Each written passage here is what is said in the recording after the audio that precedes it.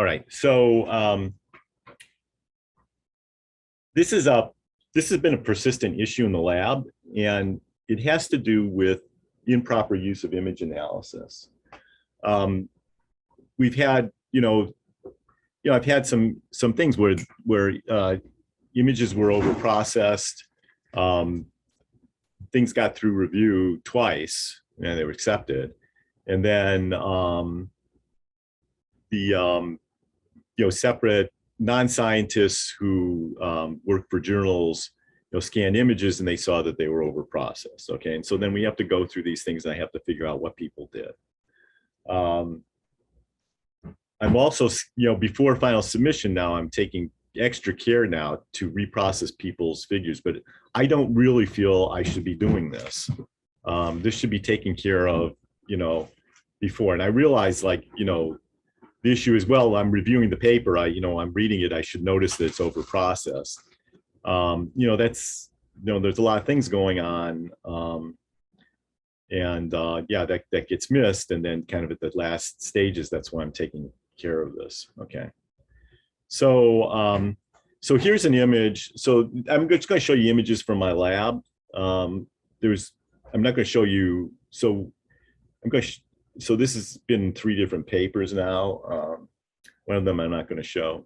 One of them was not the worker's fault, but I just want to show you to the extremes that journals go to in analyzing image analysis. And actually, I'll argue that they actually went overboard on one of these. Okay, so this right here is a picture of an image. It was not reviewed by, this hasn't gotten to the stage where the journal could actually, analyze it in detail, probably because it's been changed. Okay, so this is just a typical gel. I mean, it looks fine, but it definitely looks over processed. One of the rules of processing is you should neither generate new data or remove data. And so this is borderline, right? Because what I can see here is I see a light band, I see a heavy band, and 3 bands that are successively lighter. Okay, so again, this is borderline because, well, I haven't really generated new data or destroyed data that existed and prevented it from occurring. However, it is clearly overprocessed because, this band is barely detectable here. And if we actually look at the beginning blot, this is what the blot looked like. Okay, so the point of the experiment is to show that this band right here was much more intense than this one. This is the unprocessed blot. Okay, it demonstrates that. Okay, I mean, the issue is that in this lane, the control should be nothing. It's not nothing. Okay, it's above background. But the real point is that it's much heavier here than there, and you've actually demonstrated that. Furthermore, if you do the quantitative analysis, this band is about 40-fold more heavy than this one. Okay, so there's really no reason to overprocess, particularly when you have the data. However, it was overprocessed, and so what you can see is that this band just disappears. Okay, I have other examples from my lab, by the way. So this is like, we can talk about this, but it does happen. I would like to see it stop. And so this is an example of the overprocess. So I went back and I said, okay, we'll process this in some other way. And so, this is also processed, but basically it's just a very similar image to this. It's not raw, but it's a little bit processed because I felt like I had to process it a little bit because this was so overprocessed. But in general, what you can see is this captures the nature of this particular image. And so this is what will appear in literature unless the editorial staff does otherwise. Okay, so now I'll go over what we want to do with processing as well. Okay, so now when you do image processing, you do it in different, people generally in my lab do it using different image analysis software, but Photoshop is the is the one that people use. So when you use Photoshop, it is permissible to manipulate the contrast and the brightness. And you can manipulate contrast by moving the low and the high, and up and down allows you to manipulate the brightness. And this is using the curves function, which is what you should be using and the reason why you should be using the curves function is because you can save all the work that you've done. And furthermore, that's what you should be doing if you're image processing. So so this is allowed. Let's see if I got this. Okay. So you can basically change this image here, and you can increase the contrast. That is allowed if you do it in a linear fashion.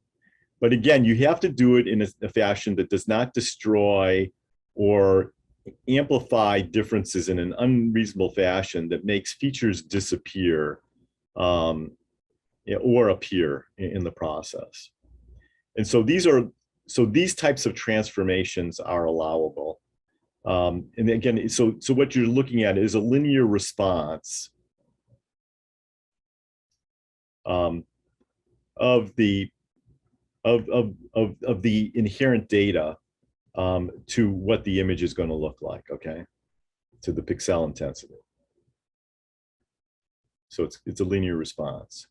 What you are not allowed to do is the following: have a nonlinear response. So what happens here is that allows, rather than have a linear relationship between here and here, you can set something up with a curve like this, for instance, where you could take this band right here and have it amplified without amplifying these bands as well by simply changing the curves. And the idea is that you have a response right here. You can see the response here at the lower pixel intensities is very different than the response here at the higher pixel intensity. So you can amplify things down over here. So you don't want to do that. As a matter of fact, you're not allowed to do that. The only way you're allowed to do that is if you actually show the algorithm that you've used and present that in the method section or in the supplemental data. So if you've done this, you absolutely have to show what you've done and show the particular curve you've used. Okay, so I'll show you how you can save this stuff. So the reason why I say you should always use curves is because you can save your work. You can save that work by saving it as a .acv file. And that is really convenient because, if you have a series of images, particularly fluorescence micrographs, and you process one of them that's in a figure, you have to process all of them exactly the same way. And the only way to do that is to save your processing data by saving it as an ACV file. And then when you load the next image to try to process it in the same way, you load that ACV file. And I'll show you how to do that. You're supposed to do that with blots as well, but with blots, actually, I would prefer, if you can get away with no processing at all on blots, that's preferable, okay? Even if you do no processing at all, that does not mean that the journal won't flag your paper. And I'll show you an example of that where we did no processing at all, but the journal actually flagged our data, okay? So this is actually from supplement. I'll mention who this is from, Sina Mohammadi, because he did nothing wrong. He actually, we went back to his, we went back to his original files, and this is an example of unprocessed data that he put in supplemental data doing these blots. And you can vaguely see, and the way we solved this was he had actually done more than one blot of this. And so we found a blot that was about the same background intensity as these were. So now this obviously, to any scientist, there's nothing wrong with this figure, and in fact there is nothing wrong. So what this was, these were a series of blots in which he does the input and he does the IP, and so this is actually control right here, and you can see that basically there's about an equal amount of each one of these here, an equal amount of one of these here, equal amount here, and then it appears right here. So this is really the critical thing. So they flagged this, okay? And the reason why they flagged it is because the background intensity of this was less intense than here. And the reason why it was less intense was because that was just what the blot looked like, okay? And so we actually found another blot where the intensity was the same and just gave it to them. So how did they find that? They found that by going to Photoshop and in doing a gradient map of the data. And this is an example of this. So if you take, I think, so I took a sample from this figure, and it was a different sample. And what I did is I applied this gradient map from Photoshop. And what you can see here is it gives you the bands. It transfers this grayscale image into a color image. And so you can color the background. And backgrounds which are more intense, darker than others, will give you a different tone background, different color background. Okay, so as example, I'll show you what they did. So this is what they did. This is their gradient. And what you can see is that the background here is identical, background here is identical, background here is identical, background here is not. This is lighter, and so in the rainbow scale, the blue is dark blue is a hotter color than light blue, and so this is kind of what you see. Okay. All right, so that's so we didn't really have a solution. Our only solution to this was to there's really two solutions to this, but if we didn't have more than one Western blot, we would have had to do the silly thing of actually taking these unprocessed blots and then processing this one so that the background looked identical. I still hesitate to say that this is actually the proper thing to do. Because frankly, if you're showing the raw data, you can usually talk your way through anything. And I wouldn't try, if I get in a situation like this again, I'm not going to try processing my way out of it. We did not process our way out of it this time. We just happened to have another exposure of the blot. And again, this is ridiculous stuff because obviously this is the information right here. So so what we can do here is we can convert this to an RGB file. So this is so if you look under mode in Photoshop, if you have it as an RGB color, so it's even though it's a grayscale, have that save your image as a RGB image. Okay. And then go to adjustments and do a gradient map, and you can kind of choose whatever you want.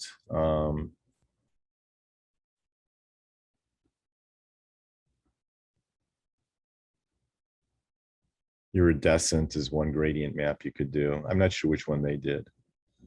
Okay, let me show you how to use ACV at any rate. Okay. Okay, so now what we want to do here is we've got two fluorescence images, and we want to be able to process them identically. And we're going to do this on a linear scale. So I did this because, there's different ways you can do this. And I have all three colors here, so this allows us to do things in each channel. So what we can do here is let's go to curves, okay? And you can see you can do all three channels simultaneously, or you can do one of them at a time.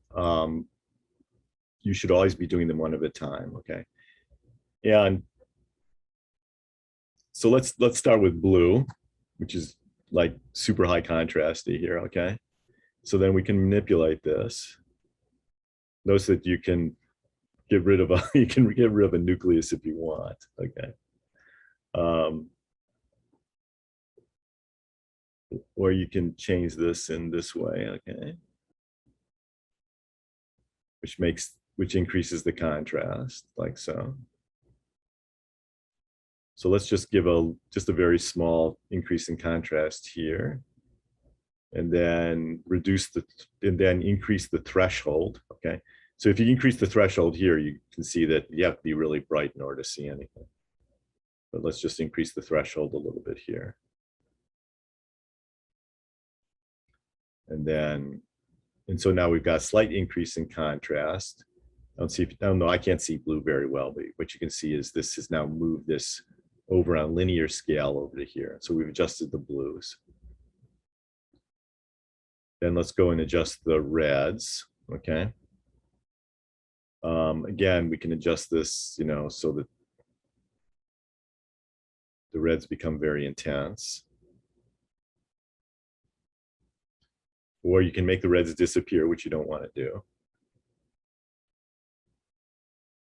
This is what I'm talking about. This is not allowed to do something like that, but you can increase the contrast as long as you don't make any features disappear.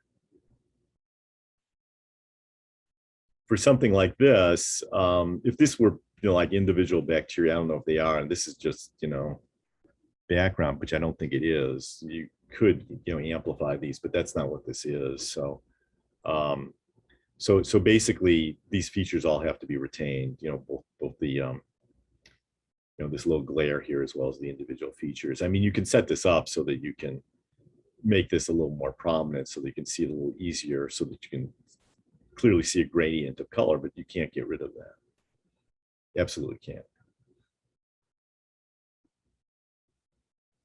And then green, so let's, you know, here is a classic example of trying to increase the contrast of some of the stuff down over here.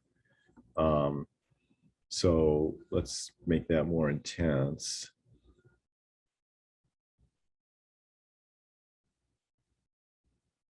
Again, this actually isn't bad, because what you're doing here is you're not changing the threshold, which means everything, you're just kind of making this, you're obviously making brighter some of the less intense images here. But you're moving everything in the brightness scale here. So you're not destroying anything. You're allowing these to come out. And then this is also starting to burn up as well. And, you know, when we do reticulon, we often will do this. You know, just basically you can't make anything out, because we just have to, in order to see what's going on at the edges, we have to burn out the reticulon. Okay, so what we've done is we adjusted all three channels, and then we save our work. So first of all, you should save the unprocessed image. And then we're going to save the changes. We're going to save the strategy for making the changes by saving the preset. Okay, okay. So that was 8.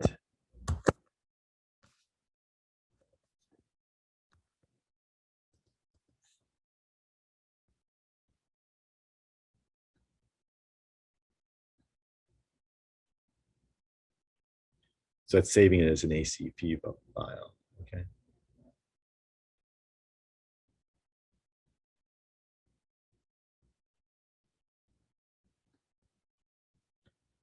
And you can make multiple ones of these, okay? But you just have to link your data here. So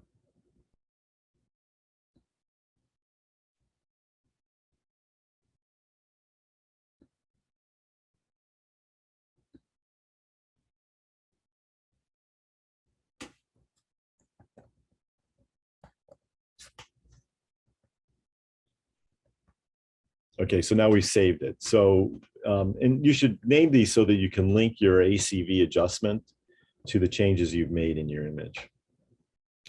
Okay, so now let's say we have a figure that we've linked 2 images together. So we're linking this image here to this one right here. I believe this is a control, and then this is the experimental. So now you want to be able to do is, since you've processed this in, you know, a way that you find satisfactory. By the way, I don't think either of these images need to be processed in any way, but I'm just doing this for, you know, illustrative purposes. So now what you want to do is process this exactly the same way. Okay. So you go to curves.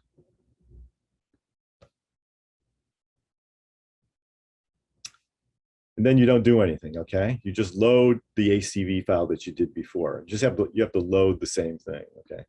Let's go load preset. This is the one we just did. Open it. And it's made all the adjustments, okay? So if you look at red, it's made the red adjustment. You look at green, it's made the green adjustment. You look at blue, it's made the blue adjustment. You don't have to think, okay? Now you save this one with a different file name.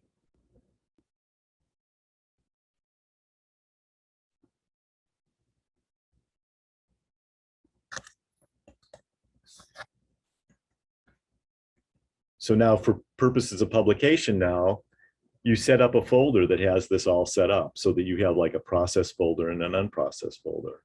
If you do more than one processing step, you can note that as well with different ACV files. But it should be very easy for us, you know, once something's been submitted for publication or you've given a talk, to just walk back exactly the operation. And I should be able to generate exactly what you've generated.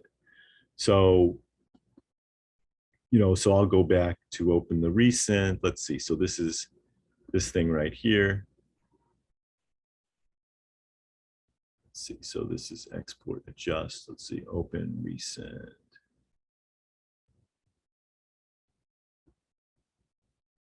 Okay. So we should have the unprocessed and the processed. And so we should have both those on file. And I should be able to take this one, you know, 2 years after you've done it, you know, go to curves,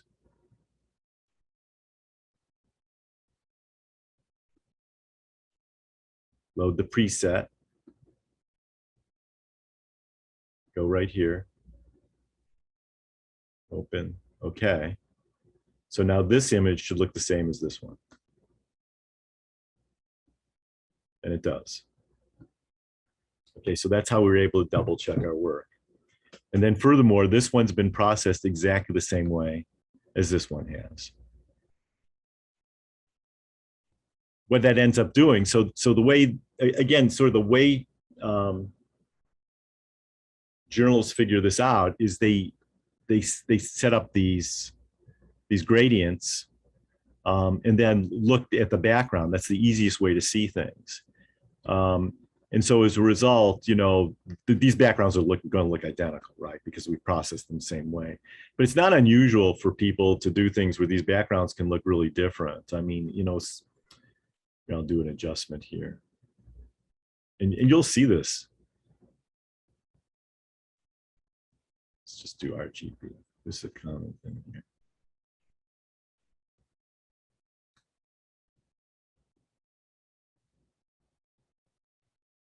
Well, this is ridiculous, but that's okay. But the thing you can see here is that the background looks really different right here. So you can see that this is a lighter background.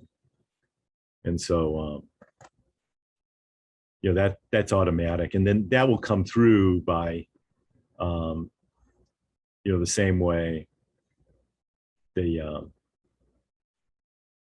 found this other issue by looking at a gradient.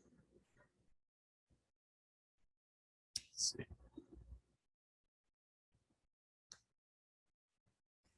So the same thing can be done to the micrograph, and you know the background color can be shown to be different by using these gradient generators.